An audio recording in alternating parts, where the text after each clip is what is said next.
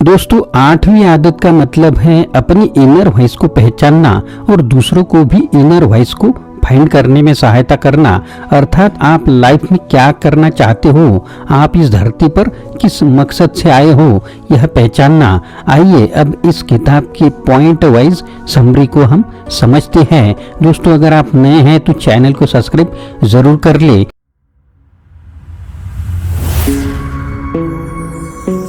Hello दोस्तों, मेरा नाम आनंद है और बिजनेस आनंद इस चैनल में आप सभी का स्वागत है। चलिए शुरुआत करते हैं। आपकी इनर वॉइस आपसे व्हिस्पर में बात करती है। बहुत बार हम उसे सुन नहीं पाते। जैसे मान लीजिए किसी बच्चे में बहुत बड़ा समाज सेवक बनने के गुण हो, लेकिन हो सकता है कि समाज की बातों के चलते वह सिर्फ डॉक्टर आदि बनने में लगा हो। इससे बाद में वह बहुत खुश नहीं रह पाएगा, क्योंकि उस काम में उसको पैशन नहीं होगा। देर सवेर अगर वह अपनी इनर वॉइस को पहचान ले और समाज सेवक बन जाए तो उसे सच्ची खुशी प्राप्त हो सकती है। अपने इनर वॉइस को पहचान लेने के बाद हमें दूसरों को भी मोटिवेट करना होगा कि वे भी अपनी इनर वॉइस को पहचान सके, क्योंकि बहुत से लोग जो अच्छे राइटर, डॉक्टर, एक्टर आदि बन सकते थे, वे कारपोरेट ऑफिसेस में बड़े बड़े पैकेजेस के भ्रमजाल की वजह से बेकार की रैट रेस में फंसे हुए हैं। उनका टैलेंट वेस्ट जा रहा है। न वह देश के काम में आ रहे हैं न समाज के। उनके स्थान पर कुछ छोटे भैया लोग अपने आप को टैलेंट की पोस्ट पर विराजमान किए हुए हैं। भाग्यवश और ज्ञान झाड़ते दिखते हैं। इसलिए लेखक कहते हैं कि पहले खुद की इनर वॉइस को खोजे, फिर दूसरों को भी हेल्प करे, और यह आपकी 8वीं आदत बन जाएगी और बननी चाहिए भी। दोस्तों, अपनी इनर वॉइस को कैसे फाइंड करें? अपनी इनर वॉइस को पहचानने के लिए आपको अपने टैलेंट, पैशन और वैल्यूज की खोज करनी होगी और उनमें धार लगानी होगी, यानी उन्हें बहुत स्ट्रांग करना होगा। साथ ही वीकनेस ढूंढकर उन्हें दूर करना होगा। मान लीजिए आपके अंदर राइटिंग का टैलेंट, पैशन है, लेकिन बिना उस टैलेंट को होन किए आप एकदम से राइटर नहीं बन जाएंगे। आपको लगातार प्रैक्टिस करते रहना पड़ेगा। लगातार अपनी राइटिंग पर काम करके आप उसे बहुत ही स्ट्रांग बना सकते हो। फिर अपनी राइटिंग से आप कुछ भी लिख सकते हो, जैसे कोई नोवेल, सेल्फ हेल्प किताब, कहानी, ब्लॉग आदि। और अगर आप अच्छा लिखेंगे तो दूसरों को भी प्रभावित कर सकते हो। इससे दूसरे लोग आपको पसंद करने लगेंगे और आपका बहुत बड़ा फैन बेस बन जाएगा। हो सकता है कि आप किसी जॉब में फंस गए हो, लेकिन आपकी इनर वॉइस कहती हो कि आपको राइटर बनना चाहिए, तो ऐसे में आपको जॉब नहीं छोड़ देनी चाहिए, बल्कि आप जॉब के साथ साथ ही राइटिंग की प्रैक्टिस कर सकते हो। और एक दिन जब आपको लगे कि आप राइटिंग के दम पर जीविका अर्जित कर सकते हो, तभी जॉब छोड़ दे। पैशन, टैलेंट के साथ साथ आपको अपनी वैल्यूज को भी ढूंढना होगा। जैसे कि आप ईमानदार, सच्चे, हेल्पफुल, निष्कपट आदि हैं। यदि आप ईमानदार आदि नहीं हैं तो कोई भी आपको पसंद नहीं करेगा और आप किसी को भी लीड नहीं कर सकते। फिर चाहे आप में कितना भी बड़ा टैलेंट क्यों ना हो, इसलिए वैल्यूज होना बहुत जरूरी है। इन सबके साथ आपको अपनी वीकनेस को भी खोजना चाहिए। जैसे अगर आप अच्छे वक्ता नहीं हैं, लेकिन आप में पॉलिटिक्स में जाना जाता है, तो आपको उस वीकनेस को हटाना होगा। आप सबसे पहले बंद कमरे में शीशे के आगे बोलना शुरू कर सकते हैं। आप डेली 10 मिनट किसी भी टॉपिक पर बोलना शुरू करें। शुरू में हो सकता है कि आपको यह मुश्किल लगे, पर धीरे धीरे यह आपकी आदत बन जाएगी। इसके बाद आप एक दो दोस्तों के सामने बोलना शुरू करें। उसके बाद आप एक भीड़ को भी संबोधित कर सकते हैं। तो इस तरह से आप अपनी किसी भी वीकनेस को धीरे धीरे करके हटा सकते हैं और उसे स्ट्रेंथ में कन्वर्ट कर सकते हैं। तो दोस्तों, आप अपने पैशन, टैलेंट, वैल्यूज और वीकनेस ढूंढकर अपनी इनर वॉइस का पता लगा सकते हो। मतलब कि लाइफ में आप किस चीज के लिए बने हो और किस चीज में एक्सपर्ट बन सकते हो, समाज को दिशा दे सकते हो। यह 8वीं आदत का पहला भाग है। Help others finding their inner voice. 8वीं आदत का दूसरा भाग है दूसरे लोगों को भी उनके अंदर की इनर वॉइस को पहचानने में हेल्प करना। बहुत से लोग काम तो करना चाहते हैं लेकिन उन्हें अपने पोटेंशियल का ही पता नहीं होता।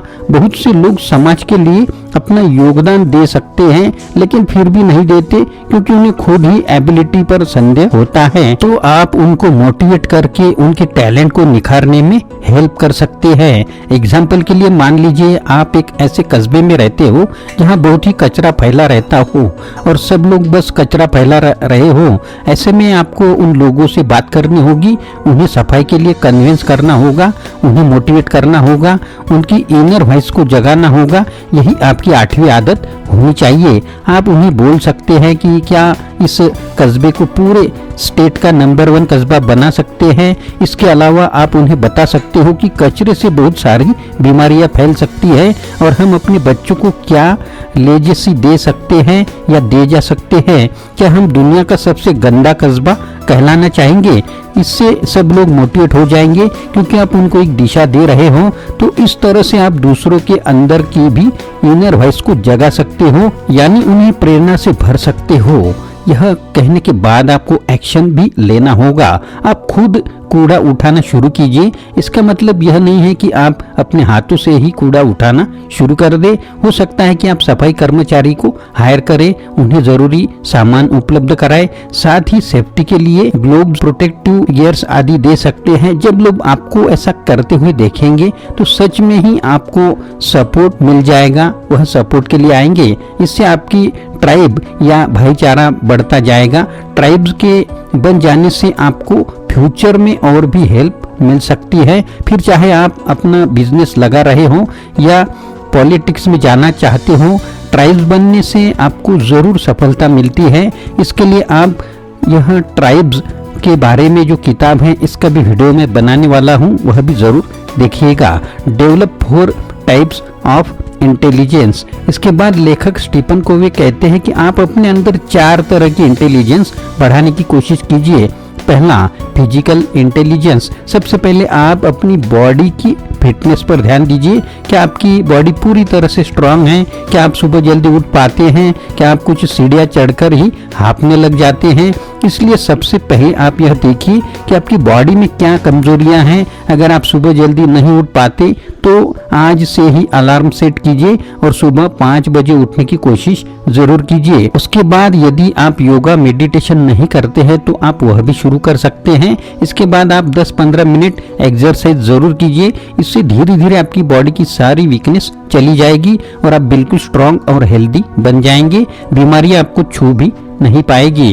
दूसरा, मेंटल इंटेलिजेंस। इसे आप IQ के नाम से भी जानते हैं। इसे बढ़ाने का सबसे सरल तरीका है आप सेल्फ हेल्प बुक्स के वीडियो पढ़ें या फिर बुक्स पढ़ें। यह किताबें हमें स्कूल और कॉलेज में नहीं पढ़ाई जाती हैं, लेकिन इनमें सारी दुनिया का गूढ़ ज्ञान भरा होता है। स्कूल की किताबें किसी को भी ज्यादा इंटेलिजेंट बनने में हेल्प नहीं करती। आपने देखा होगा कि कई बार फेल हो जाने वाले स्टूडेंट बहुत अच्छा बिजनेस करते हैं, लेकिन जो हमेशा फर्स्ट आते हैं वे डॉक्टर और टीचर आदि बन जाते हैं, फिर उन बिजनेसमैन के यहाँ काम करने लगते हैं। इस वीडियो पर आपको बहुत सारी अच्छी किताबों की बुक समरी मिल जाएगी। उन्हें सुनकर आप बहुत जल्दी ही बहुत सारा ज्ञान हासिल कर लेंगे, जिससे आपकी मेंटल इंटेलिजेंस बढ़ जाएगी और आप बड़ी बड़ी डिग्री हासिल किए हुए लोगों के जितना ही नॉलेज वाले बन जाएंगे। तीसरा, इमोशनल इंटेलिजेंस। आपको अपना EQ भी बढ़ाना होगा, क्योंकि मुसीबत आने पर भी आपको बहुत ज्यादा दुख और डिप्रेशन में नहीं जाना चाहिए, बल्कि हिम्मत और हौसला रखकर फिर से बाउंस बैक करना चाहिए।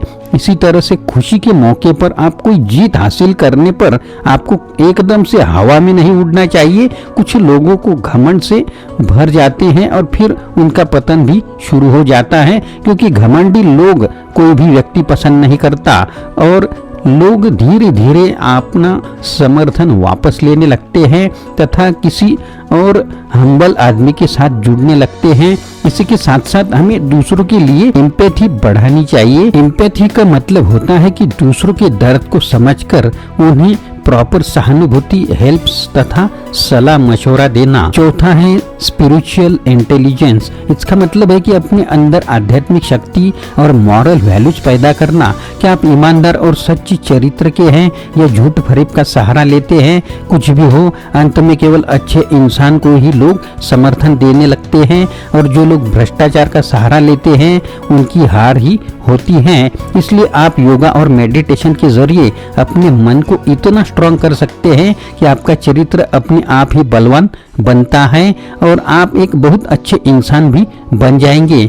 छठवां, बिल्ड ट्रस्ट। अगर आप चाहते हैं कि लोग आपका साथ दे तो आपको सबसे पहले उनके दिलों में अपने लिए ट्रस्ट पैदा करना होगा। अच्छे लीडर यही करते हैं। जब लोग होने पर ट्रस्ट करते हैं तो वे उनकी हर बात को मानते हैं। लेखक कहते हैं कि आप ट्रस्ट इन तरीकों से बना सकते हैं। तो वह तरीके इस तरह से हैं। पहला, सबसे पहले आप लोगों से जो प्रॉमिस कर रहे हैं उसे हर हाल में पूरा कीजिए। अगर आपने यह कहा है कि आप पूरे कस्बे को साफ करवाएंगे तो आप सच में ही उसे साफ करवाइए। ऐसा ना हो कि 1-2 हफ्ते तो आप लगे रहे और उसके बाद गायब हो जाए। दूसरा, अधकचरा काम मत कीजिए। अगर आपने साफ सफाई करवाई लेकिन ऊपर से तो भी लोग आपको पसंद नहीं करेंगे। आपको कोशिश तो यह करनी चाहिए कि आप औरों के मुकाबले बहुत ही ज्यादा इफेक्टिवनेस दिखाएं और जितना आपसे एक्सपर्ट की तरह एक्सेप्ट किया हो तो उससे ज्यादा करके दिखाएं। इससे लोग आप पर बहुत ही ज्यादा ट्रस्ट करने लगेंगे। तीसरा, कभी गलती हो जाने पर सॉरी जरूर बोले और भूल को सुधारे। कुछ लोग इसे ईगो का प्रश्न बना लेते हैं। वे सोचते हैं कि वे तो बहुत बड़े लीडर हैं इसलिए सॉरी क्यों बोले, लेकिन गलती के बाद सॉरी न बोलने से दूसरों के मन में आपके प्रति ट्रस्ट खत्म हो जाता है। फिर ये आपको पसंद नहीं करते और धीरे धीरे आपका फैन बेस खत्म होने लगता है। इसलिए गलती होने पर सॉरी बोलना एक अच्छे लीडर की महानता को दिखाता है। यह कमजोरी नहीं है बल्कि ताकत है। हमेशा दूसरों की हेल्प करने के लिए तैयार रहें। जब भी आपके आसपास किसी व्यक्ति को संकट हो तो आप उससे जरूर पूछें कि क्या आप उसकी क्या सहायता कर सकते हैं। फिर उसे सहानुभूति देकर उसकी उचित हेल्प करें जिससे बाकी लोगों तक भी आपके अच्छे नेचर की बातें पहुंच जाएगी और लोग आपको बहुत हेल्पफुल मानने लगेंगे तथा हमेशा आपको समर्थन भी देंगे। तो दोस्तों, आप इस किताब की बुक समरी को किस तरह से देखने के बाद मानते हैं यह कमेंट बॉक्स में जरूर लिखें और अगर नए हैं तो चैनल को सब्सक्राइब जरूर कर ले जिससे आपको आने वाले वीडियो की नोटिफिकेशन मिलती रहेगी। आशा करता हूँ दोस्तों यह वीडियो आपको पसंद आया होगा। अगर पसंद आया है तो लाइक करें, शेयर करें, चैनल को सब्सक्राइब करें, अपने दोस्तों को और ग्रुप को भी यह वीडियो फॉरवर्ड करें। फिर से मिलेंगे अगले वीडियो में। आप सभी का वीडियो देखने के लिए बहुत बहुत शुक्रिया।